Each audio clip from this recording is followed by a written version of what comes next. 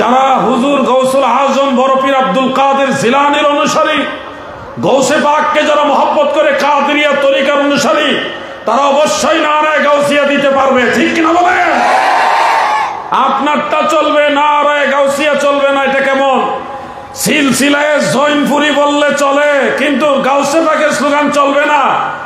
এই নোংরামি, এই হীনমন্যতা, এই যে একেবারে মানসিক যে একটা দুর্বল একটা পয়েন্ট, এটা দূর করতে হবে। আমরা বলি আল্লাহ ভালোবাসি, বলি আল্লাহর নামে স্লোগান হবে কি হবে না বলেন? নারায়ে রিসালাত, নারায়ে গাউসিয়া। বিভিন্ন আউলিয়াদের স্লোগান চলবে, বিভিন্ন দরবারের স্লোগান চলবে। আপনার নামে স্লোগান দিলে আপনি খুশি, অমুক হুজুরের আগমন, শুভেচ্ছার স্বাগতম, বুকটার ফেটটা সামনের দিকে ভাষায় দেন। গাউসে পাকের স্লোগান দিলে চেহারা মলিন হয়ে যায় কেন গো? হুজুর গাউসে পাক এমন একজন মহাওলি, যার কদম সমস্ত আল্লাহর ওলিদের কাঁধের উপর আল্লাহ রেখেছেন। ঠিক কিনা বলে?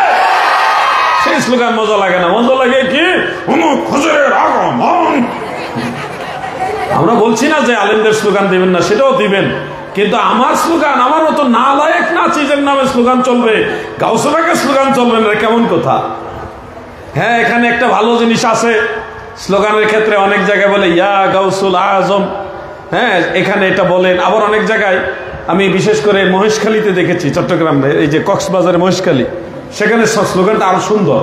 একজন বলে নারায়ে গাউসিয়া, আর বাকি সবাই বলে গাউসুল আজম দস্তগীর। মানে জুসে জুসে বলে তো খুব ভালো লাগে। ওই হরফে নেদা লাগায় না, না লাগাইলেও আমার কাছে এটা আরো সুন্দর লাগে। ইয়া গাউসুল আজম এইভাবে বললেও তো হয়, কিন্তু ওনারা জুসে জুসে মিলায় নারায়ে গাউসিয়া, গাউসুল আজম দস্তগীর। খুব ভালো লাগে জিনিসটা, ছন্দ ছন্দ মিলে, জজবায়ও মিলে। নারায়ে গাউসিয়া, যেভাবে ভালো লাগে ওইভাবে দিবেন, কিন্তু স্লোগান চলবে। ওলি আল্লাহর স্লোগান চলবে কিনা বলেন?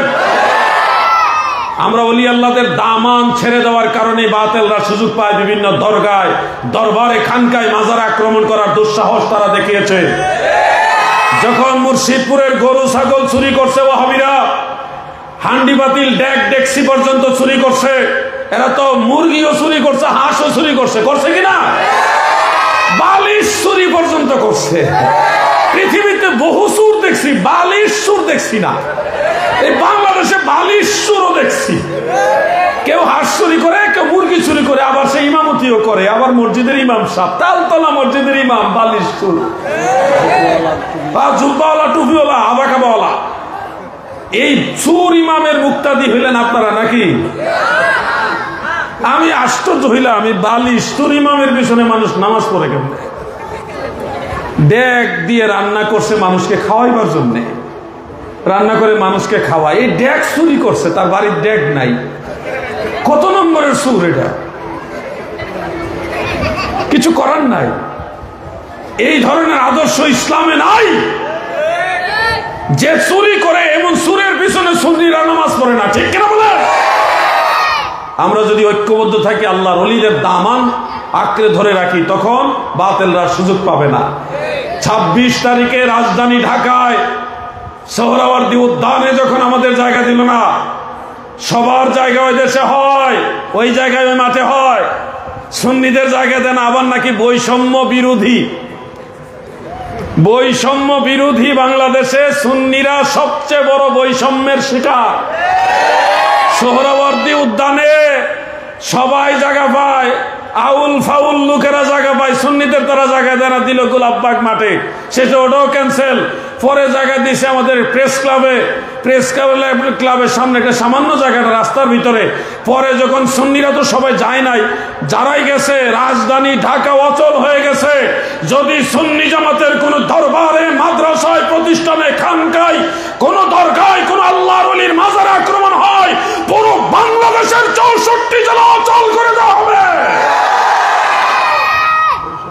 সাপের লেজ দিয়ে কান খোঁচাবেন না।